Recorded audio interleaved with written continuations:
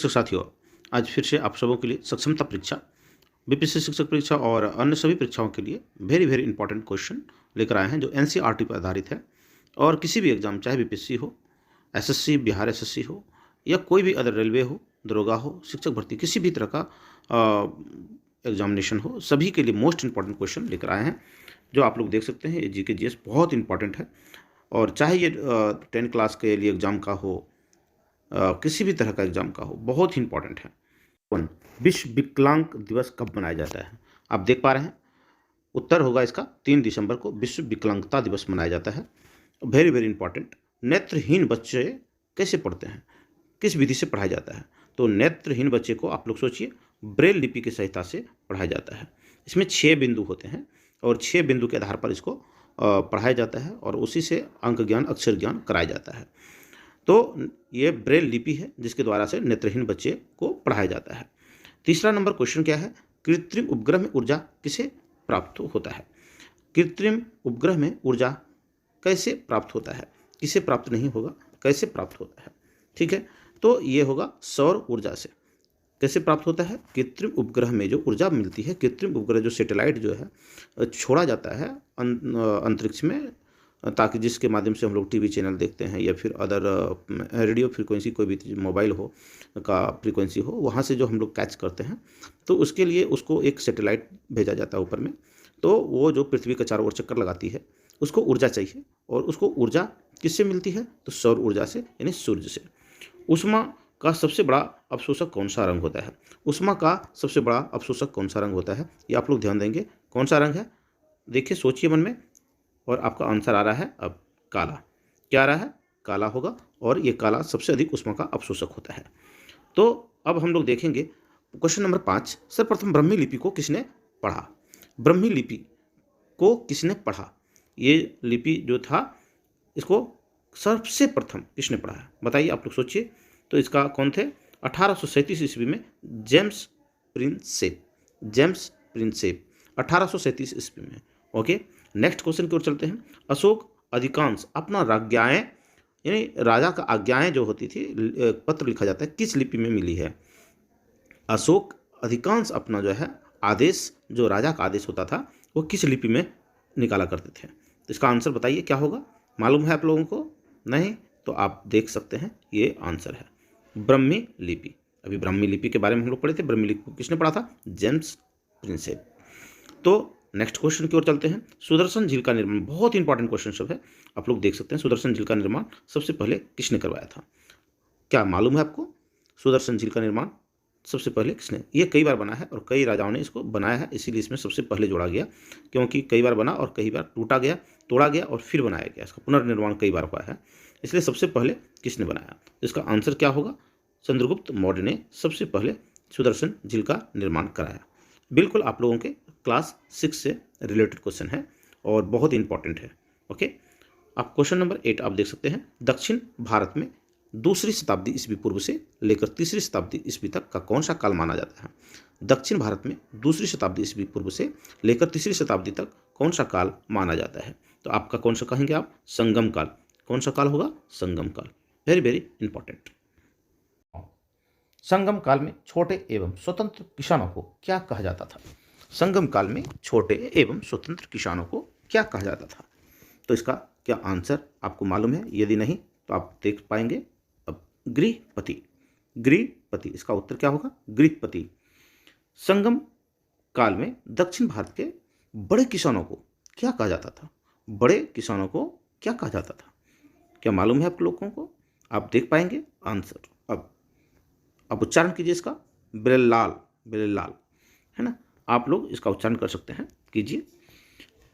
भूमिहीन मजदूर, यहाँ हीन छूट गया है। भूमिहीन मजदूर वर्ग एवं दासों को क्या कहा जाता था?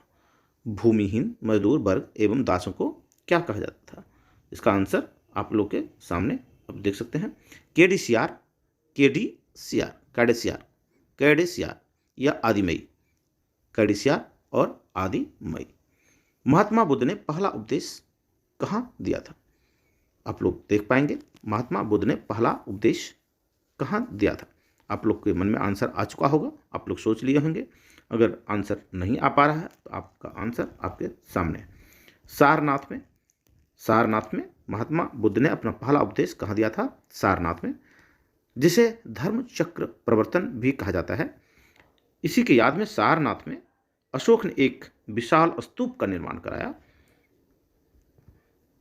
सारनाथ में, जिसे धर्मचक्र प्रवर्तन भी कहा जाता है, इसी के याद में सारनाथ में अशोक ने एक विशाल स्तूप का निर्माण कराया। वेरी वेरी इंपॉर्टेंट, इसमें कई क्वेश्चन देख पाएंगे। बिंबिसार किसके अनुयायी थे? बिंबिसार किसके अनुयायी थे? तो इसका आंसर क्या होगा? आप देख पाएंगे यहाँ पर महात्मा बुद्ध यानी बौद्ध धर्म के, बिल्कुल महात्मा बुद्ध के अनुयायी थे, और यानी बौद्ध धर्म के अनुयायी थे। महात्मा बुद्ध किसके संस्थापक थे? बौद्ध धर्म के। ओके, क्वेश्चन नंबर आपका 14 नंबर क्वेश्चन, महात्मा बुद्ध की मृत्यु कहाँ हुई थी? आप लोग को मालूम होगा, अगर नहीं है तो आप आंसर देख पाएंगे। कुशीनगर में, जो अभी गोरखपुर में है, जो अभी गोरखपुर में है। अब क्वेश्चन नंबर 15, महावीर का मूल नाम क्या था? भगवान महावीर का मूल नाम क्या था? आप देख पाएंगे इसका आंसर वर्धमान था इनका मूल नाम। क्या नाम था? वर्धमान। महावीर की पत्नी का क्या नाम था? महावीर के पत्नी का क्या नाम था? भगवान महावीर की पत्नी का क्या नाम था? इसका उत्तर अब देख पाएंगे, यशोदा। क्या नाम था? यशोदा। ओके, शंगु वंश के संस्थापक कौन थे? शंगु वंश के संस्थापक कौन थे? इसका आंसर क्या होगा? मालूम है? नहीं तो फिर आप देख पाएंगे, पुष्यमित्र शंभु, है ना? पुष्यमित्र शंगु, शंगु होगा, शंभु हो गया है, शंगु होगा। ओके, द्रविड़ शैली के संस्थापक किसे माना जाता है? द्रविड़ शैली के संस्थापक किसे माना जाता है? वेरी वेरी इंपॉर्टेंट क्वेश्चन है। इसका आंसर होगा पल्लवों को। ये संस्थापक किसको माना जाता है? पल्लवों को माना जाता है द्रविड़ शैली के संस्थापक के रूप में।